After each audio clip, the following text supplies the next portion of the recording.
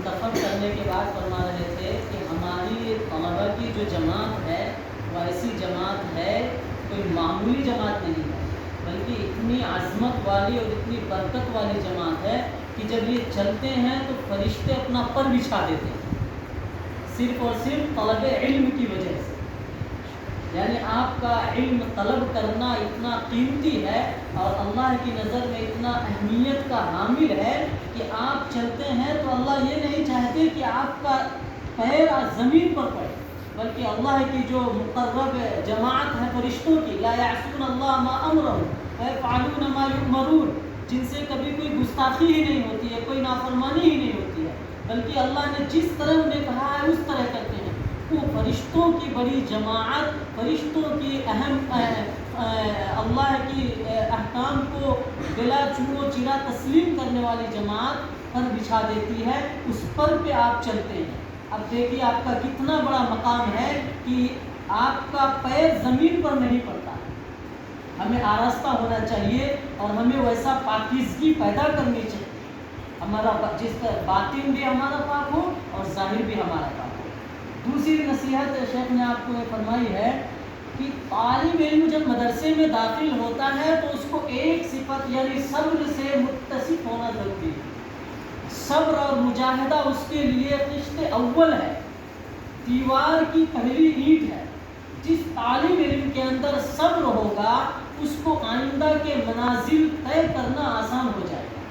جس طالب علم کے اندر صبر نہیں ہوتا ہے وہ مدرسے کے ماحول سے گھبرا کر کے اچاٹ ہو کر کے مدرسہ اور تعلیم کو منقطع اور بند کر دیتا ہے۔ اس لیے شیخ نصیحت کر رہے ہیں کہ آپ نے مدرسے میں داخلہ لیا ہے تو سب سے پہلے شرط آپ کو اپنے طور پر تسلیم کرنا ہوگا کہ میں صبر کروں گا۔ صبر کس نوعیت کی ہوگی؟ کہیں کسی طالب علم سے کوئی اختلاف ہو جائے تو اس اختلاف میں ہمیں صبر کر لینا چاہیے کہ چلو ٹھیک ہے چھوڑ دیتے ہیں۔ کسی نے تھوڑا سا کسی پر الٹا سیدھا بول دیا یا گالی گلوچ ہو گئی تو طالب علم کو ایسے موقع پر صبر کرنا چاہیے۔ صبر کا ایک مقام یہ بھی ہے کہ درسگاہ کے اندر اگر ہمیں سبق یاد نہیں ہوا ہے، ہمارے استاد سرزنش کر رہے ہیں یا ہمیں مار پیٹ رہے ہیں، اس پر بھی ہمیں صبر کرنا چاہیے۔ یہ اور بات ہے کہ اساتذہ خود مشفق ہوتے ہیں، کوئی استاد اپنے طالب علم کو بیجا مارنا نہیں چاہتا ہے، استاد صرف اور صرف سرزنش اس لیے کرتا ہے کہ میرا طالب علم مستقبل میں جا کر کے ایک کامیاب مدرس بنے، ایک کامیاب شخص بنے۔ تو پہلی شرط انہوں نے بتائی ہے کہ صبر کرنا ہے، اور تیسری بات انہوں نے کہا ہمت اور حوصلہ رکھنا ہے، یعنی ہماری ہمت عظیم ہونی چاہیے، ہمارا عزم اور ارادہ پختہ ہونا چاہیے اور وسعت والا ہونا چاہیے، وسیع ہونا چاہیے۔ جیسے ہم مدرسے میں داخل ہوئے ہیں، ہم نے اپنے تعلیم کا آغاز کیا ہے تو صرف ہم یہ نہ سوچیں کہ حافظ قرآن ہو کر کے اپنی تعلیم کو بند کر دیں گے، بلکہ یہ سوچیں کہ اگلی منزل جو ہے ہم عالم بنیں گے، عالم بننے کے بعد ہم مفتی بنیں گے، ہم محدث بنیں گے، ہم مفسر بنیں گے، ہم فقیہ بنیں گے۔ ہمارے ایسے عزم اور حوصلے اور ارادے ہونے چاہیے۔ اور تیسری بات جو آپ کے سامنے شیخ زیاد فرمائی وہ اخلاص کی ہے، اخلاص کی، یعنی ہمارا مدرسے میں داخل ہونا، قرآن کریم کی تعلیم کا حاصل کرنا، نماز کا پڑھنا، اللہ کی عبادت کرنا، اللہ تبارک و تعالیٰ کو راضی کرنے کے اعمال کرنا، یہ ساری چیزیں محض اللہ کے لیے ہونا چاہیے، کسی اور کے لیے نہیں ہونی چاہیے۔ انہوں نے کہا کہ آپ دیکھیں گے آپ کے گاؤں میں، آپ کے علاقے میں ایک آپ ہیں اور دوسرے لوگ بھی ہیں، کوئی انجینئر ہے، کوئی وکیل ہے، کوئی ڈرائیور ہے، ہر ایک اپنے اپنے پیشے میں، اپنے اپنے کاروبار میں لگے ہوئے ہیں۔ کسی کے پاس اچھی گاڑی ہے، کسی کے پاس اچھا گھر ہے، کسی کے پاس بڑے بڑے بنگلے ہیں، بڑے بڑے مکانات ہیں، ساری چیزیں ہیں، لیکن کہتے ہیں کہ بہت سارا پیسہ ہے، سہولت کی ساری چیزیں ہیں، لیکن قلب کے اندر کوئی چیز نہیں ہے، تو محض مکان کا ہو جانا، پیسے کا مل جانا، کھیت باڑی کا حاصل ہو جانا، انجینئر کا بن جانا، وکیل ہو جانا، ڈاکٹر ہو جانا، یہ کچھ فائدہ نہیں دے سکتا۔ اصل زندگی کا سکون قلبی سکون ہے۔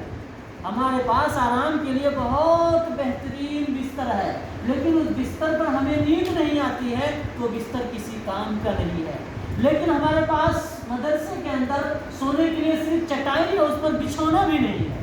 چادر بھی نہیں ہے اور آرام سے آپ کو نیند آ جاتی ہے، تو وہ مالدار کا 1000 روپے کا بستر ہمارے چٹائی کے بستر سے 10 گنا بلکہ 1000 گنا افضل ہے، کیونکہ بستر کا مقصد ہے میٹھی نیند کا مل جانا، وہ میٹھی نیند جہاں ملے گی وہ افضل ہو جائے گا۔ اس لیے شیخ نے نصیحت کیا ہے کہ کہیں ایسا نہ ہو کہ دنیا کی طرف ہماری نظر چل جائے اور ہماری نظر للچا جائے، مال حاصل کرنے کے لیے، گاڑی حاصل کرنے کے لیے، مکانات حاصل کرنے کے لیے ہم اپنی اس تعلیم کو بند نہ کر دیں۔ اس لیے پہلی ایک نصیحت یہ بھی ہے کہ ہم ایسے جگہوں سے اپنی نظروں کو بچائیں۔ طالب علم کی نظر تو اونچی ہونی ہی نہیں چاہیے، ہمیشہ نیچی رہنی چاہیے۔ اللہ کے نبی صلی اللہ علیہ وسلم چلتے تھے تو نگاہ نیچی ہوتی تھی، کسی کے اوپر پڑتی نہیں تھی۔ ہمیں دنیا کے لیے نہیں پیدا کیا اللہ نے، بلکہ اپنی عبادت کے لیے پیدا کیا ہے۔ اور انہوں نے نصیحت کیا ہے تحفیظ قرآن کے لیے، خاص طور پہ یہ ہماری نیت اخلاص کی ہونی چاہیے، یعنی محض اللہ کے لیے ہم سب یہ کاروبار کریں۔ جب یہ ہماری دینداری جو ہے یہ محض اللہ کے لیے ہو، جب ہم اللہ کے لیے یہ کام کریں گے تو دنیا کی طرف ہماری نظر نہیں اٹھے گی۔ کیوں کہ جب ہم نے مان لیا ہے کہ ہم پڑھ رہے ہیں اور اللہ کے لیے پڑھ رہے ہیں، اللہ کو راضی کرنا ہے، اللہ کو خوش کرنا ہے، ہمیں کچھ ملے یا نہ ملے، ہمیں ہمارا اللہ مل جائے، یہی ہمارا مقصد ہے۔ تو یہ چیز جب اخلاص ہمارے اندر موجود ہوگا، طبیعت کبھی ہماری اچاٹ نہیں ہوگی، بلکہ ہم جس حال میں رہیں گے اس حال میں خوش رہیں گے، کیونکہ ہمیں اللہ کو راضی کرنا ہے اور اللہ کا ہم سے راضی ہونا ہے۔ اللہ ہم سے راضی ہو جائے، جس حال میں بھی رکھے وہ سب سے افضل حال ہوگا۔ اللہ تعالی ہم سب کو عمل کی توفیق عطا فرمائے۔